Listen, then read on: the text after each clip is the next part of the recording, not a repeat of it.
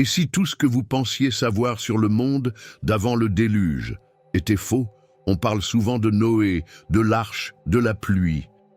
Mais très peu savent à quel point cette ancienne civilisation était avancée, puissante et profondément corrompue. Ce que vous allez découvrir ici ne figure dans aucun livre d'histoire. C'est un voyage spirituel dans un monde oublié, entre géants, technologie perdue et rébellion céleste. Si vous voulez enfin comprendre pourquoi Dieu a tout détruit et ce qu'il cherche encore aujourd'hui, vous êtes au bon endroit. Avant que les douleurs ne déchirent l'âme humaine, avant que le péché n'entache l'histoire, Dieu forma un monde parfait. L'univers entier était son œuvre, mais c'est dans un lieu particulier, l'Éden, qu'il plaça la perfection. Là, les rivières coulaient en paix, les arbres portaient des fruits en abondance, et le ciel brillait sans menace. Adam et Ève y vivaient sans l'ombre d'un souci, en parfaite harmonie avec leur Créateur. Pas de mort, pas de maladie, seulement la pureté de la communion divine. Dieu façonna Adam à partir de la poussière du sol, lui insufflant la vie par son propre souffle. Ce n'était pas simplement un corps animé, mais une âme éveillée à la présence divine. Chaque battement de cœur d'Adam vibrait au rythme du ciel. Il reçut autorité sur toute la création, comme un intendant fidèle de l'œuvre de Dieu. Et pourtant, malgré cette grandeur, une solitude silencieuse s'immisça dans son cœur. C'est alors que Dieu fit tomber sur Adam un profond sommeil, et, de sa côte, il façonna Ève. Ce n'était pas un simple complément, mais un reflet vivant de l'amour, de l'unité et de la coopération.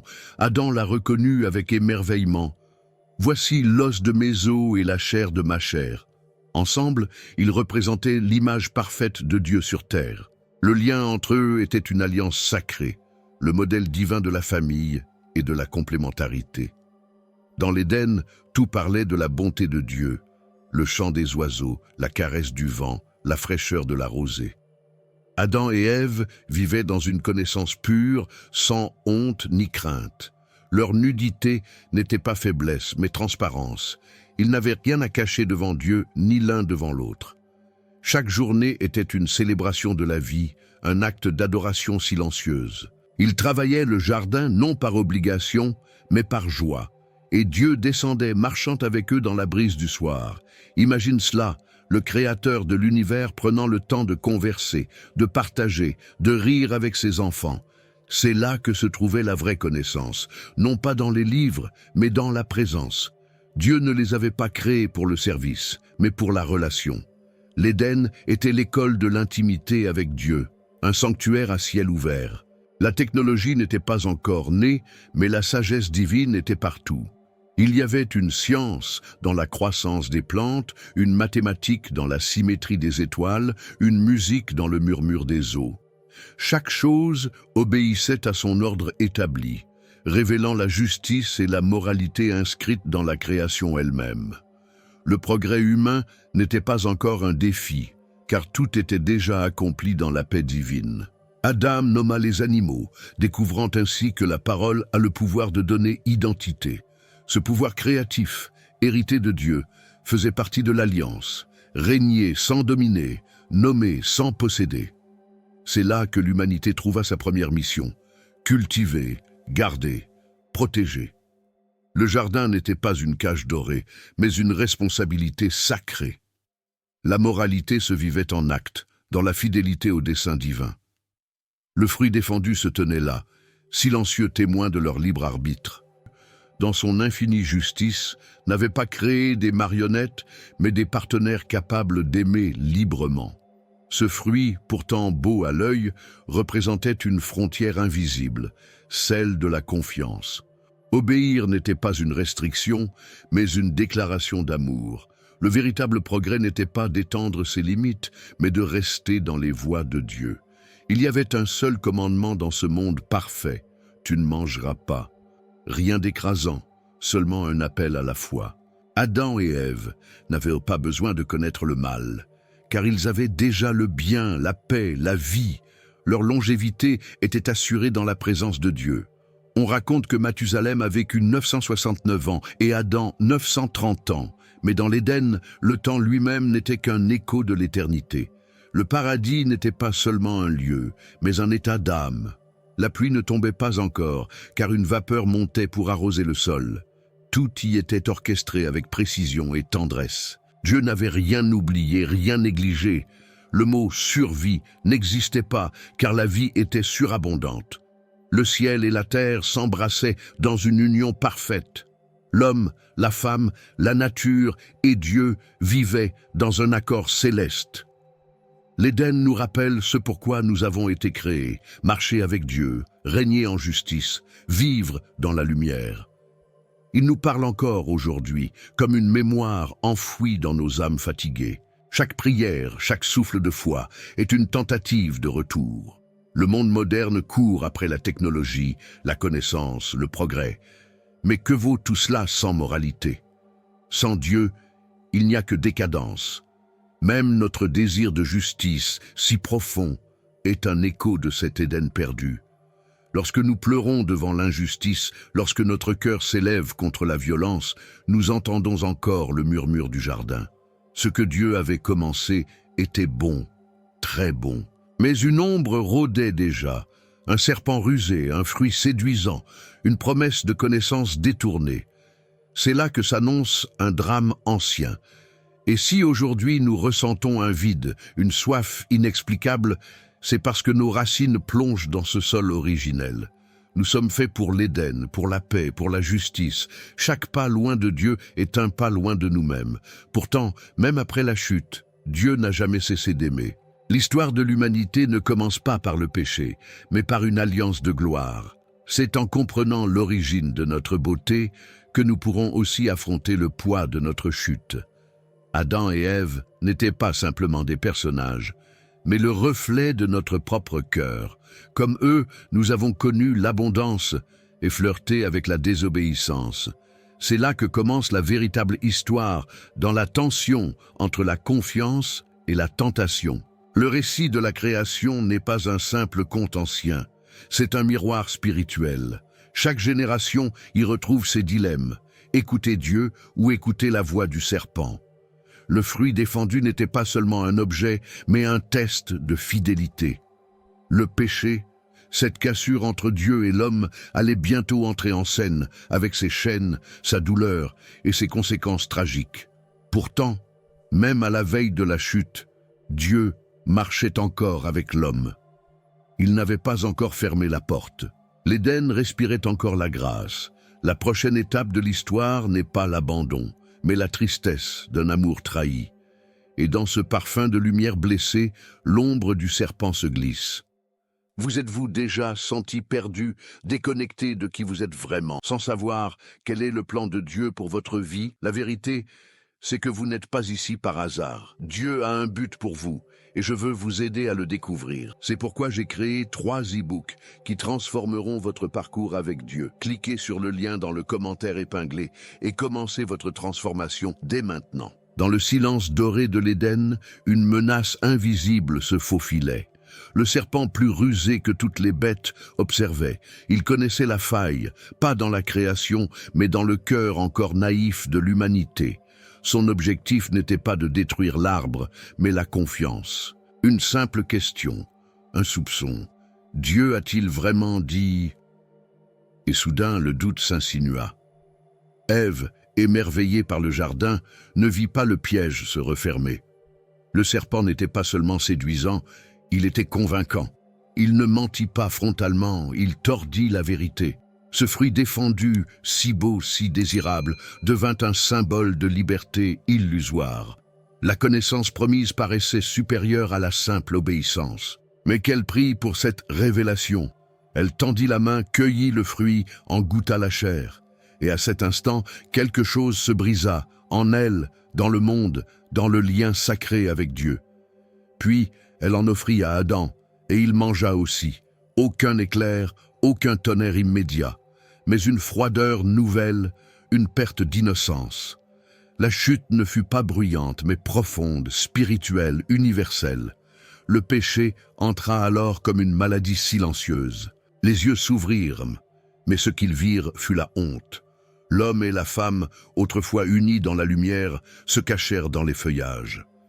Ils couvrirent leur nudité, non par pudeur, mais par peur. La création tout entière semblait désormais différente. Quelque chose d'irréversible venait d'avoir lieu. Lorsque Dieu apparut dans la brise du soir, sa voix portait une tristesse immense. « Où es-tu » Ce cri résonne encore aujourd'hui dans nos consciences perdues. Adam répondit « J'ai eu peur ». Et voilà le fruit du péché, peur, distance, rupture. Dieu n'avait pas changé, c'était l'homme qui s'était éloigné. Le jugement allait maintenant tomber. Le serpent fut maudit, condamné à ramper. Ève a enfanté dans la douleur. Adam a sué pour survivre d'une terre désormais rebelle. La souffrance, la fatigue, la maladie, la mort, toutes étaient les enfants de cette désobéissance. La séparation spirituelle avec Dieu devenait réalité. L'homme n'était plus libre, il était esclave de sa propre révolte. Le jardin fut fermé. Un chérubin et une épée flamboyante en gardaient l'entrée. L'Éden, ce lieu de paix, se transforma en mémoire douloureuse. Ce ne fut pas une simple expulsion, mais une rupture cosmique. La chute de l'homme fut aussi celle du monde. La civilisation antédiluvienne naîtrait de cette blessure originelle. Pourtant, même dans la sentence, Dieu laissa un éclat d'espoir. Il promit qu'un jour, la descendance de la femme écraserait la tête du serpent. Une prophétie, une promesse de rédemption, car même au cœur du péché, l'amour divin persistait. Dieu ne renonce jamais à ceux qu'il a créés. Le combat entre ténèbres et lumière venait de commencer. La connaissance du bien et du mal ne rendit pas Adam et Ève plus sages. Elle les rendit plus conscients de leur misère. Ils avaient voulu être comme Dieu, mais ils devinrent vulnérables, exposés. Ce fut le début d'une décadence morale. Les premières générations après eux allaient vivre dans cette fracture, héritant non seulement de la vie, mais aussi de la chute. Le progrès ne tarda pas à émerger. Outils, agriculture, villes, mais avec lui, une montée de la violence et de la corruption. Les hommes devinrent puissants, mais pas sages. Le progrès technologique précéda la régression morale. La justice céda place à l'injustice et le cœur humain s'endurcit. C'est là que l'histoire des Néphilins et des géants prend racine. Des êtres mystérieux, puissants, surgissent dans le récit.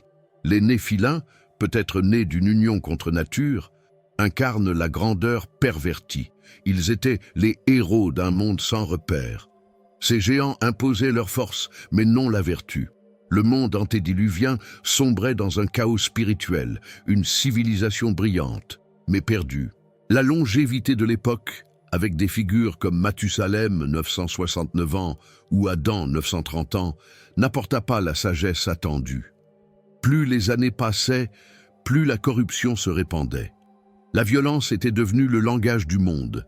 Dieu regardait la terre, et elle était souillée. Le cœur humain n'était tourné que vers le mal, constamment. Cette situation poussa Dieu à prendre une décision radicale. Un déluge pour effacer la décadence. Mais avant la destruction, Dieu chercha un cœur fidèle. Et il trouva Noé, un homme juste au milieu de la perversion, un souffle d'espérance dans une tempête à venir. La chute allait culminer dans le jugement, mais aussi préparer le chemin de la survie. La honte d'Adam et Ève avait engendré une humanité en fuite de Dieu. Mais Dieu ne resta pas silencieux. Il envoya des avertissements, des prophètes, des appels à la repentance. Pourtant, l'humanité poursuivait sa course folle. L'héritage d'un fruit, d'un choix, d'un moment d'orgueil s'étendait à travers les siècles. Le fruit défendu portait encore ses effets. Même aujourd'hui, nous vivons les conséquences de ce moment. Chaque injustice, chaque conflit, chaque larme est un écho du jardin perdu. Le péché ne se résume pas à un acte, c'est une condition. Et pourtant, la rédemption reste accessible, car Dieu n'a pas changé. Ce qu'il désirait dans l'Éden, l'amour, l'obéissance, la communion, il le désire encore. L'histoire de la chute n'est pas simplement tragique, elle est formatrice. Elle nous enseigne que chaque choix a un poids éternel. Elle nous invite à revenir à Dieu, non pas par peur, mais par foi. Car si un fruit nous a séparés, une croix peut nous réconcilier. Le serpent avait parlé, mais Dieu aura le dernier mot. La suite de cette histoire, marquée par l'espoir malgré la ruine, continue avec l'émergence d'une civilisation construite sur les ruines de l'Éden. Une société humaine qui, malgré ses progrès, portera en elle les cicatrices de la chute. Ce monde, antédiluvien, mystérieux et fascinant, sera le théâtre d'événements extraordinaires. Le contenu vous a plu et il a fait une différence pour vous? Cliquez sur « Merci » et soutenez notre travail. La chute d'Adam et Ève n'avait pas mis fin à la progression de l'humanité. Au contraire, le monde antédiluvien connut une croissance rapide, presque fulgurante. Les hommes bâtissaient, forgeaient, commerçaient. La création gémissait sous le poids du péché, mais la civilisation s'étendait, pleine de puissance. Et avec elle s'éveillait une soif de domination. Ce n'était pas un âge sombre comme on pourrait l'imaginer, mais un âge d'intense activité. Des villes furent érigées, des systèmes sociaux se mirent en place. On parle de métallurgie, d'outils, de savoir transmis de génération en génération. L'homme avait gardé le souffle de Dieu en lui, mais l'avait utilisé sans discernement. Le progrès ne rimait plus avec moralité. Les descendants de Caïn, par exemple, innovèrent dans la fabrication d'instruments de musique et d'armes, deux pôles de cette civilisation, l'esthétique et la guerre. La connaissance se multipliait, mais sans la sagesse qui vient de Dieu. Ce monde savait sculpter, forger, construire, mais il avait oublié comment aimer, comment pardonner. La technologie grandissait, la justice reculait. Tubal-Caïn fut décrit comme maître en bronze et en fer, une preuve biblique de cette maîtrise de la métallurgie. Le feu, élément de progrès, devenait aussi un instrument de violence. Ce savoir, autrefois don divin, s'éloignait de son but originel. Dieu avait donné la création pour qu'elle soit servie avec respect. L'homme, lui, voulait la dominer sans limite. Mais le progrès ne se limitait pas aux matériaux. L'organisation sociale se raffina. On bâtissait des cités. On organisait le travail. L'économie naissait, les échanges florissaient. On pourrait croire à une bénédiction, mais elle était creuse, corrompue. Car sans la justice, le progrès n'est qu'un masque. Une civilisation peut être brillante extérieurement, et pourtant moralement morte. Les récits antiques, les traditions orales et même certains textes bibliques suggèrent un âge d'or technologique oublié. Une civilisation avancée mais coupée de Dieu. Et c'est souvent ainsi, quand l'homme oublie son créateur, il adore sa propre œuvre, il fait de la connaissance une idole, et l'arrogance précède toujours la chute. C'est dans ce contexte que surgissent les premiers récits de géants, de néphilins, ces êtres puissants et mystérieux. Ils sont décrits comme les héros d'autrefois, hommes de renom. Leur force surpassait celle des humains, leur rôle exact reste voilé, mais leur présence signale un monde déréglé. Une humanité qui jouait avec des puissances qu'elle ne maîtrisait pas. Certains croient que ces géants seraient le fruit d'un mélange entre les fils de Dieu et les filles des hommes. Que cela signifie-t-il exactement? Des anges déchus? Une corruption génétique? Le mystère reste entier. Ce qui est sûr, c'est que leur apparition coïncide avec une montée rapide de la décadence morale. La corruption prenait une nouvelle forme. La longévité des hommes, parfois plusieurs centaines d'années, 930 ans pour Adam, 969 pour Mathusalem, permettait une transmission directe du savoir. Imagine les générations coexistant, transmettant des secrets anciens. Mais là encore, sans la crainte de Dieu, la connaissance devient dangereuse. Ce n'est pas le savoir qui sauve, mais la sagesse. Et elle vient de Dieu seul. Des hommes comme Lamech commencèrent à se glorifier de la violence. « J'ai tué un homme pour une blessure », disait-il avec fierté. Le mal ne se cachait plus, il se célébrait. La violence était monnaie courante et la peur remplaçait l'amour. L'homme, qui devait refléter Dieu, n'était plus qu'un reflet brisé. Le cœur de Dieu fut attristé. Ce monde brillant en surface devenait une abîme spirituelle. Des temples sans foi, des rituels sans justice, des rites sans vérité.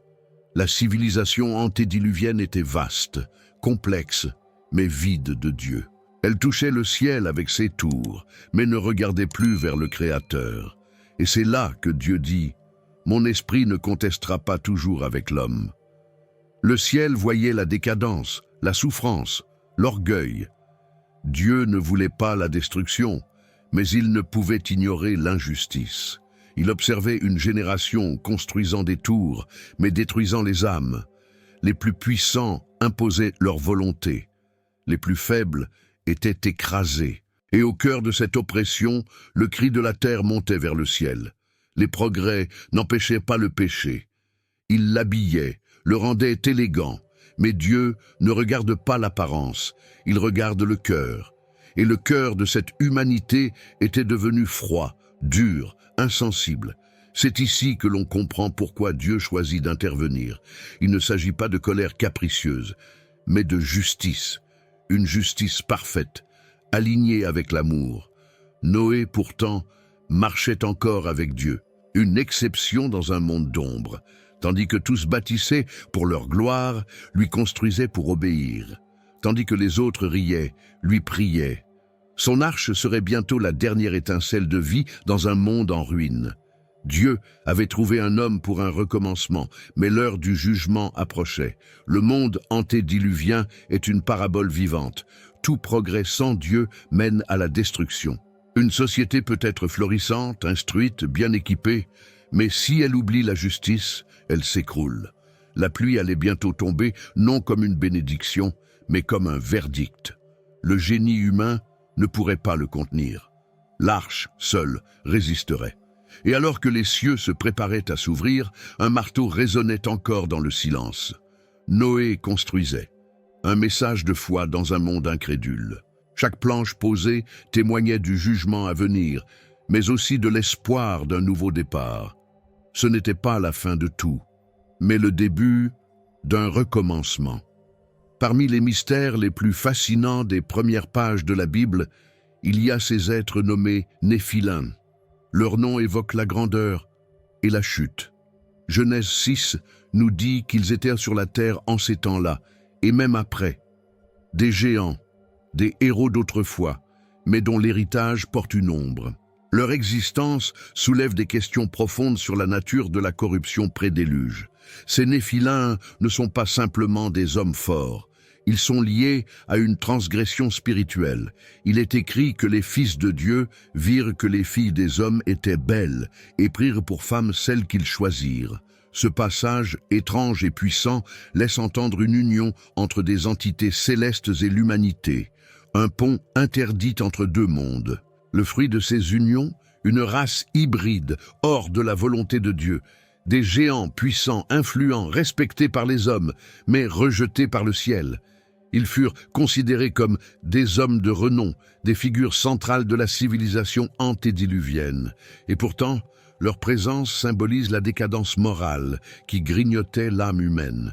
Imagine un monde où la force est devenue vertu suprême, où la connaissance est utilisée pour créer, mais aussi pour opprimer, où la technologie, la métallurgie, les arts, l'architecture n'est plus au service du bien mais de l'orgueil.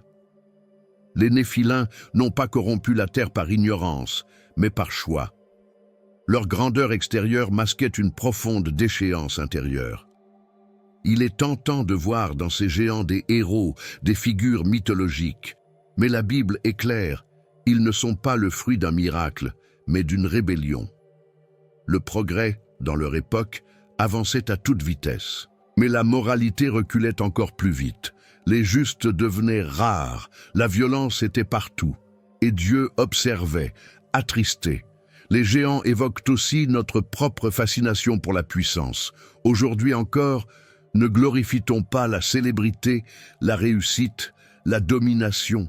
On parle de géants de l'industrie, géants du web, géants du sport. Le parallèle est troublant. La corruption prend parfois un visage séduisant, mais Dieu ne regarde pas comme l'homme regarde. Certains érudits pensent que ces Néphilims auraient été dotés de savoirs surnaturels, peut-être une connaissance avancée de la technologie, de la guerre, voire des sciences occultes. Ce qui est sûr, c'est que leur influence fut immense. Ils laissèrent une empreinte sur les civilisations antiques, mais cette empreinte fut une plaie sur la terre. Leur stature physique impressionnait, mais leur stature morale était effondrée. Ils dominaient, mais ne servaient pas. Ils gouvernaient, mais ne protégeaient pas. Leur règne fut celui de la peur, non de la justice, et leur présence fut un facteur dans la décision divine de purifier la terre par le déluge. Dieu avait vu que toute chair s'était corrompue. Il y avait là une fracture spirituelle. L'homme n'était plus l'image de Dieu, mais une caricature de pouvoir. Les géants n'étaient pas les sauveurs du monde, mais ses destructeurs silencieux. Et pourtant, la plupart des humains les admiraient. L'histoire se répétait. Ce qui est grand aux yeux du monde est souvent une abomination devant Dieu. Dans l'évangile de Luc, Jésus dira « Comme il en fut au jour de Noé, ainsi en sera-t-il au jour du Fils de l'homme. » Une parole prophétique, car notre monde moderne ressemble à celui d'avant le déluge. Surabondance de savoir, mais pauvreté morale, violence déguisée en divertissement, avancée scientifique sans frein éthique. Les Néphilins sont une alerte, une lumière rouge dans le récit biblique. Un rappel que la grandeur sans Dieu mène toujours à la chute. Leur existence est peut-être mystérieuse, mais leur leçon est limpide. Dieu veut des cœurs humbles, pas des héros corrompus. La civilisation antédiluvienne les a suivis, et ce fut sa perte. Alors que les géants parcourèrent la terre, Noé construisait une arche. L'un représentait la puissance humaine, l'autre, l'obéissance divine. Deux modèles, deux destinées. Le fracas de leurs pas couvrait peut-être les coups de marteau de Noé, mais c'est l'arche, et non les palais des géants, qui survécut à la pluie. Les générations après Noé gardèrent en mémoire ces figures. Le souvenir des géants devint légende, mais les blessures qu'ils laissèrent furent bien réelles. La pluie vint, et pendant 40 jours et 40 nuits, elle balaya les traces de leur règne. Le monde fut immergé. 150 jours durant, les eaux couvrirent tout. Seule l'arche flottait, portée par Dieu. Dans ce silence aquatique, la voix de Dieu résonnait encore. « J'établis mon alliance ». Après la destruction vint la rédemption. Un recommencement sur le mont Ararat. Noé, sa famille et les créatures sauvées virent le ciel s'ouvrir et l'arc-en-ciel briller. Le symbole d'une promesse renouvelée, une leçon écrite dans la pluie. Les géants avaient chuté, mais Dieu restait fidèle. Leur mémoire nous pousse à l'humilité, à choisir la justice plutôt que la grandeur, à marcher avec Dieu plutôt que de courir après les illusions. Le monde ancien s'était effondré sous le poids de ses choix. Mais une colombe, un rameau d'olivier, une arche, rappellent que l'espoir renaît toujours. Le monde antédiluvien, autrefois plein de promesses, devint un théâtre de corruption. L'humanité, forte de sa longévité, 930 ans pour Adam, 969 ans pour Mathusalem, avait le temps d'accumuler savoir et péché. Plus les jours passaient, plus les cœurs s'endurcissaient. Le progrès ne fit qu'accélérer la décadence morale, et le regard de Dieu se troubla de douleur. La violence s'était enracinée dans les cités. Ce n'était plus un accident, mais un mode de vie. Les forts opprimaient les faibles, les riches méprisèrent les pauvres. La justice n'était plus qu'un souvenir lointain. Les géants, les Néphilins, étaient devenus des icônes d'un monde perverti. Et la voix des opprimés montait, telle une plainte vers le ciel. Dieu regarda la terre et vit qu'elle était pleine de violence, non seulement dans les actes, mais dans les intentions. Toute pensée de leur cœur se portait chaque jour uniquement vers le mal. Genèse 6:5. Un verdict terrifiant. Il n'y avait plus de place pour la lumière dans tant d'âmes assombries. La connaissance avait été détournée. La métallurgie, autrefois bénédiction, servait désormais à forger des armes. La technologie naissante ne servait plus à bâtir, mais à dominer. Ce que Dieu avait confié pour bénir, l'homme l'avait utilisé pour asservir. La création, gémissante, portait les cicatrices de cette perversion, et la justice divine s'apprêtait à intervenir. La prospérité extérieure masquait une pauvreté spirituelle. Les hommes bâtissaient des palais, mais leur cœur était des ruines. L'amour avait été remplacé par la convoitise, la foi par l'arrogance. L'égoïsme régnait et l'empathie semblait morte. Les géants imposaient leur règne et les chants du ciel étaient étouffés par les cris de guerre. Dieu dit alors, « La fin de toute chair est arrêtée devant moi. » Genèse 6, 13. Des mots lourds, terribles, mais justes. Il n'agissait pas dans une colère impulsive, mais dans une justice parfaite. Un déluge allait venir, 40 jours de pluie, 150 jours d'inondation, un jugement global. Mais même dans la sentence, Dieu préparait un plan de rédemption. Noé trouva grâce aux yeux de l'Éternel, un homme juste au milieu de la corruption. Tandis que les autres suivaient le courant de la décadence, lui marchait avec Dieu. Il ne brillait pas par sa force ou sa science, mais par sa foi. Et Dieu lui parla, révélant un plan de salut, une arche, un refuge. Imagine le contraste, une humanité en fête, insouciante, et un homme, marteau à la main, construisant un vaisseau géant sur la terre sèche. Les moqueries pleuvaient, mais Noé continuait.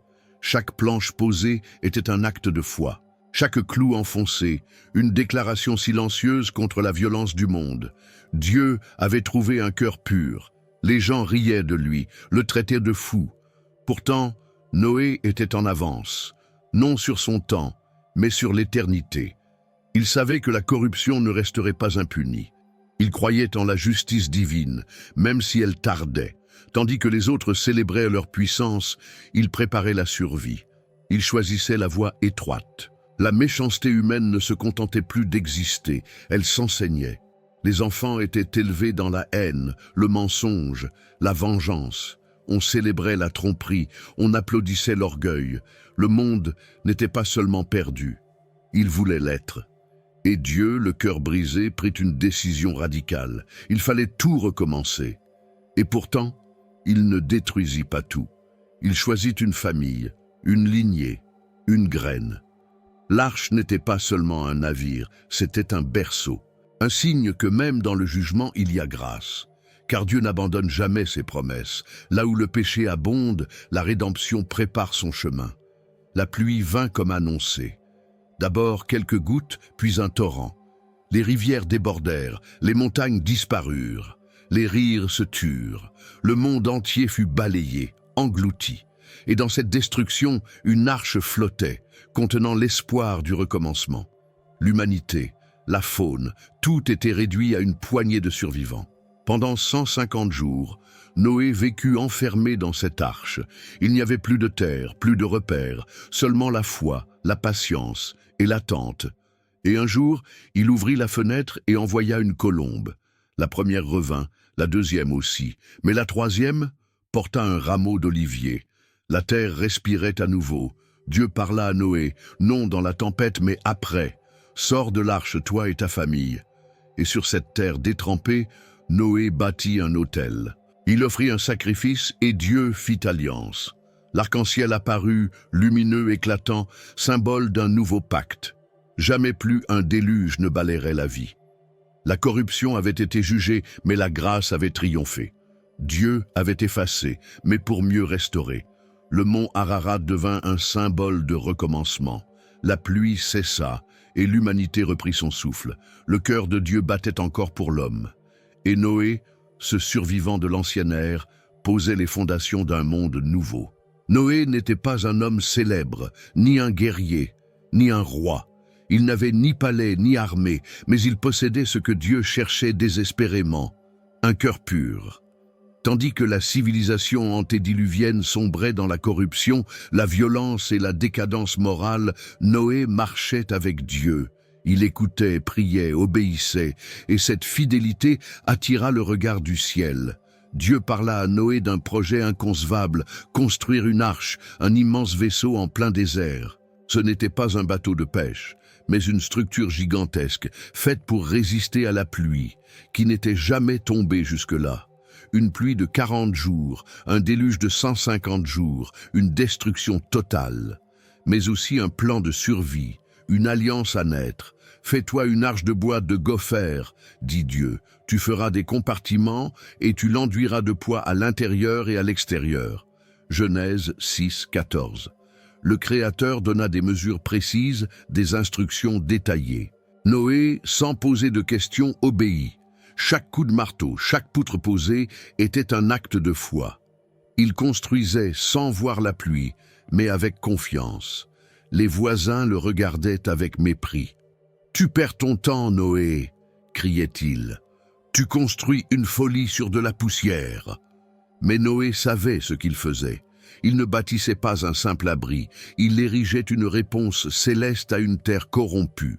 Tandis que les hommes progressaient dans la technologie, lui progressait dans l'obéissance. La tâche dura des décennies, certains disent jusqu'à 120 ans. C'était long, épuisant, incompris. Mais Noé n'était pas seul. Ses fils, Sem, Cham et Japheth, travaillaient à ses côtés. Ensemble, ils traçaient les contours d'un nouveau monde. Et pendant qu'ils construisaient, Noé prêchait. Il avertissait. Il appelait à la repentance. Mais personne n'écoutait. L'humanité, ivre de sa propre gloire, riait de cet homme étrange. Ils avaient oublié Dieu. Leur cœur était endurci.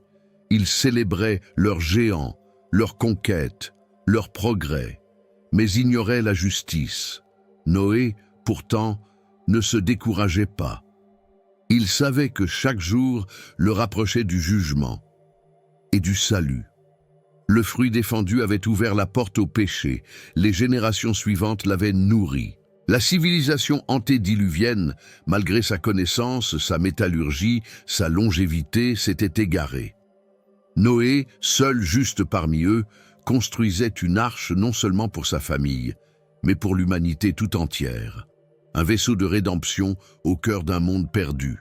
Dieu demanda aussi à Noé de rassembler des animaux, 2 de chaque espèce, mâles et femelles. Un défi logistique, un acte surnaturel. Les créatures vinrent à lui, guidées par une main invisible. C'était plus qu'un projet de sauvetage, c'était un symbole de la compassion divine. Dieu voulait sauver la vie. Pas seulement l'homme, mais toute la création.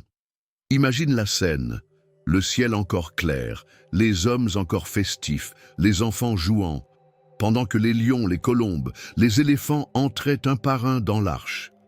Un silence sacré enveloppait cette marche. Noé observait, le cœur lourd, mais obéissant. Il savait que les jours de la terre, tels qu'il la connaissait, étaient comptés.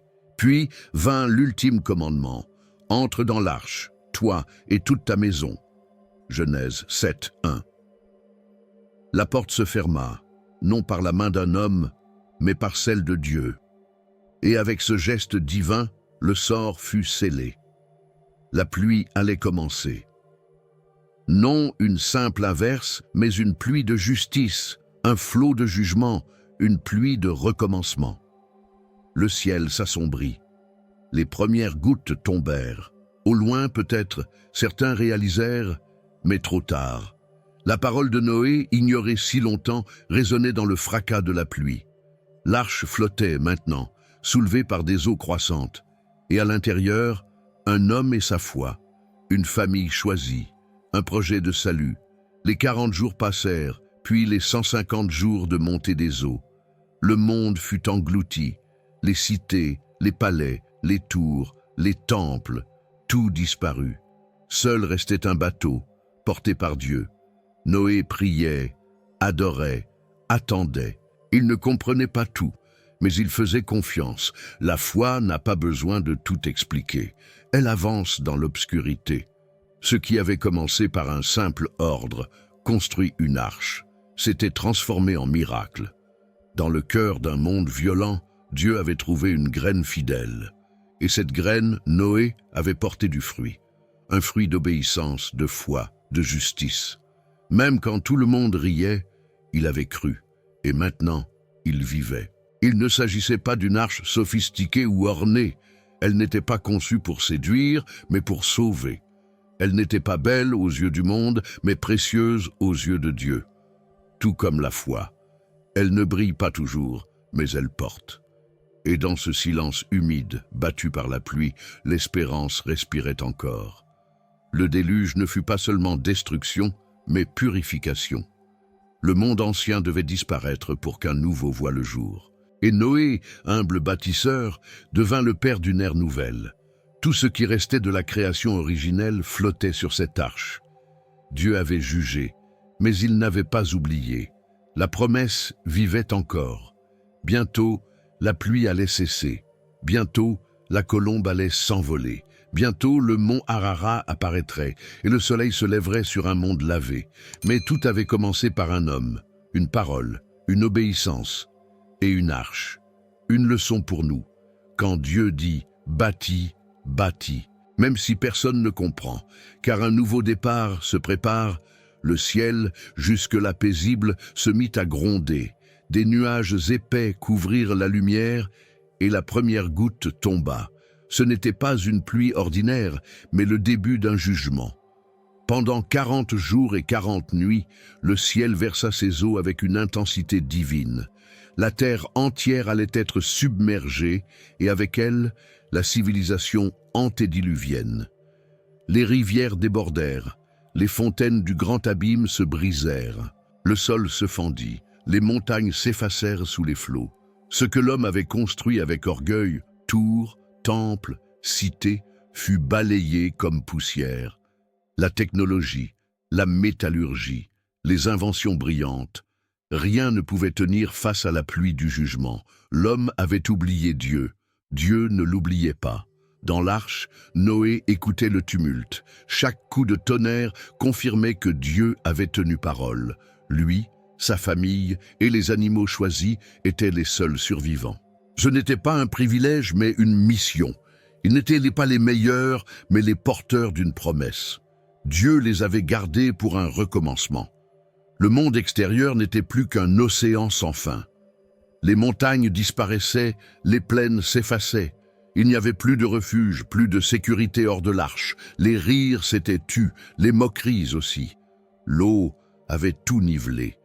Il ne restait plus que le silence, un silence rempli de douleur, mais aussi d'attente. Imagine la peur des hommes à l'extérieur, frappant aux portes trop tard. Le fruit défendu avait mené à la chute à la corruption, et maintenant à la destruction. Le serpent, autrefois séducteur, ne pouvait les sauver. La colombe, elle, attendait encore d'être envoyée. L'eau lavait le monde, non sans larmes. 150 jours de montée des eaux. Chaque vague effaçait une génération. Chaque remous ensevelissait des siècles de progrès mal orientés. Ce n'était pas la fin du monde, mais la fin d'un monde, celui où l'homme s'était cru Dieu. Le jugement de Dieu n'est jamais cruel, mais juste. Il pèse les cœurs, il écoute les clameurs de la terre. Dans l'arche, Noé priait. Il ne comprenait pas tout, mais il faisait confiance. Sa foi n'était pas née de la peur, mais de l'obéissance. Il n'avait pas tout prévu, mais il avait écouté. C'est cela, la foi véritable. Marcher quand les autres courent dans l'autre sens. Croire quand il n'y a aucun signe visible. Les jours passaient, l'eau restait, aucun sommet en vue, aucun rivage. Noé patientait. La patience est une forme de foi, une endurance qui croit encore quand tout semble perdu. Les animaux se taisaient, la famille priait. L'arche n'était pas un hôtel, c'était un sanctuaire flottant, un lieu de silence, de crainte et d'espérance. Puis, un jour, un craquement. L'arche s'arrêta. Elle avait touché quelque chose. Non pas le fond, mais un sommet. Le mont Ararat majestueux surgit des eaux. Dieu guidait, même sans carte, même sans étoiles. Ce lieu, inconnu pour Noé, était le point de départ d'une nouvelle humanité. Noé attendit encore. Il n'ouvrit pas la porte à la première accalmie. Il envoya un corbeau puis une colombe. 3 fois. La troisième, elle revint avec un rameau d'olivier. Un simple geste, mais porteur d'une promesse. La vie renaissait. Dieu n'avait pas effacé pour détruire, mais pour purifier. La terre respirait de nouveau. Quand Dieu parla enfin, ce fut avec douceur. « Sors de l'arche, toi et ta maison. » Genèse 8, 16. Noé obéit. Il ne se précipita pas. Il sortit en silence, les pieds foulant une terre lavée, prête à être bénie. Pas de cris, pas de fanfare, seulement un cœur reconnaissant et un autel. La première action sur la terre nouvelle fut l'adoration. Dieu respira le parfum du sacrifice et fit une promesse éternelle. « Jamais plus je ne maudirai la terre à cause de l'homme. » Genèse 8, 21. Et pour sceller cette alliance, il plaça un signe dans le ciel, l'arc-en-ciel, un arc tendu non vers la terre, mais vers le ciel, comme un symbole de paix divine, une signature céleste après la tempête. Ce moment fut plus qu'un soulagement, ce fut une renaissance. Noé et sa famille, debout sur une terre renouvelée, portaient en eux les germes d'une nouvelle humanité. La création n'avait pas été annulée, elle avait été relancée. Le Dieu de justice restait aussi le Dieu de rédemption, et le mont Ararat devint un autel de souvenirs. Le déluge nous enseigne que la justice de Dieu est réelle, mais qu'elle est toujours accompagnée de grâce. La pluie tombe, mais l'arche flotte. La destruction vient, mais la survie est prévue. Dieu n'agit jamais sans but.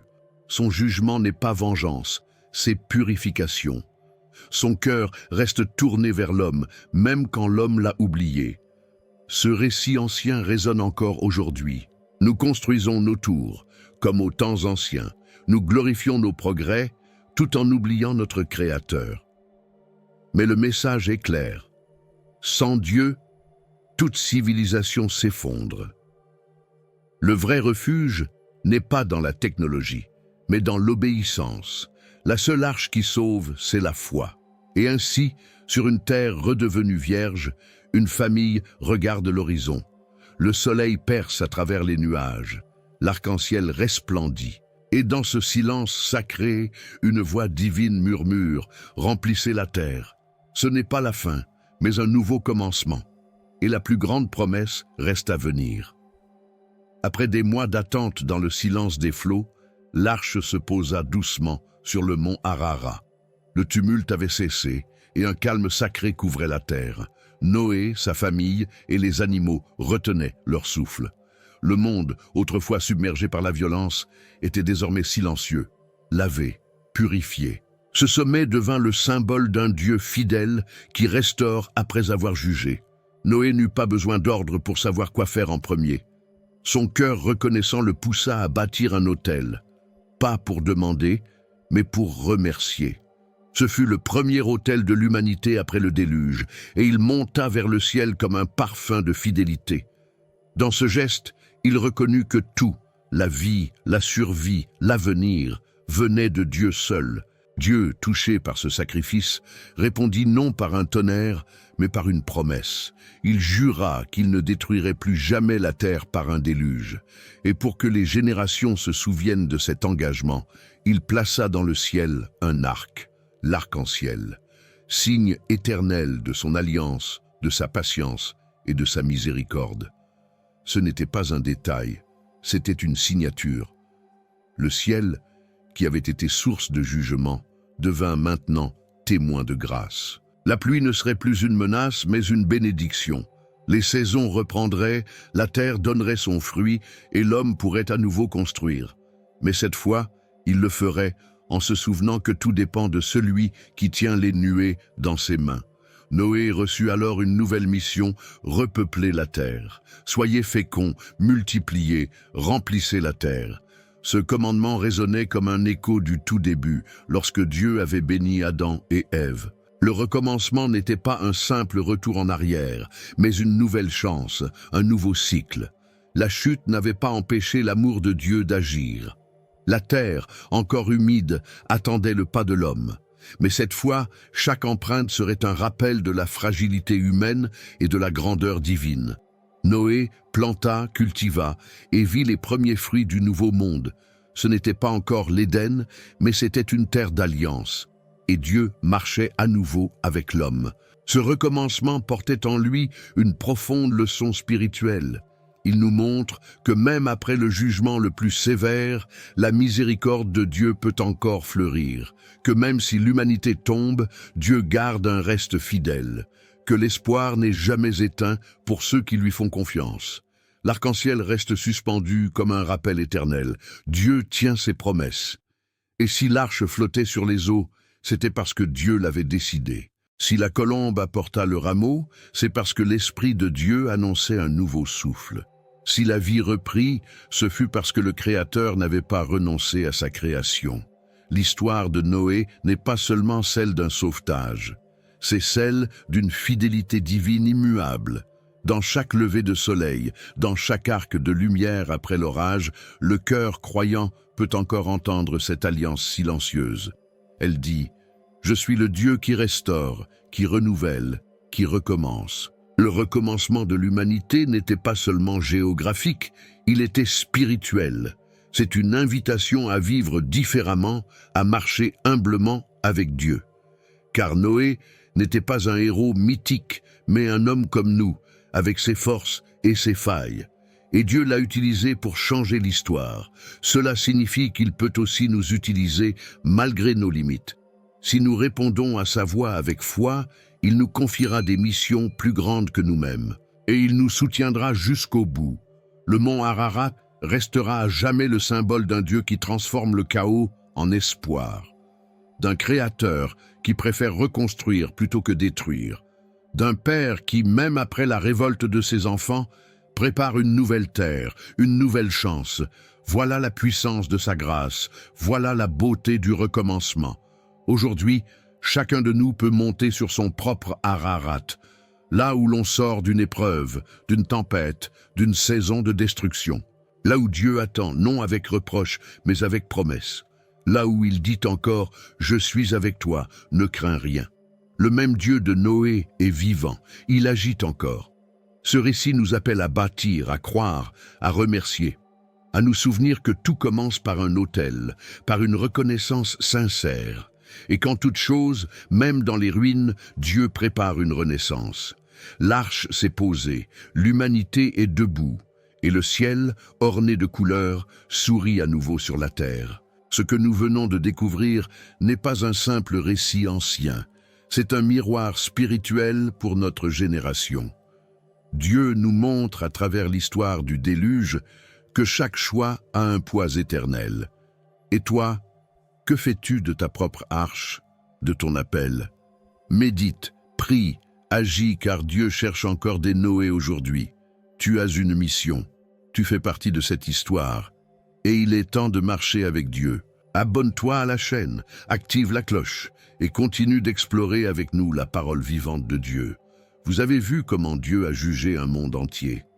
Mais savez-vous ce qu'il a fait avec un seul soldat qui a percé son fils?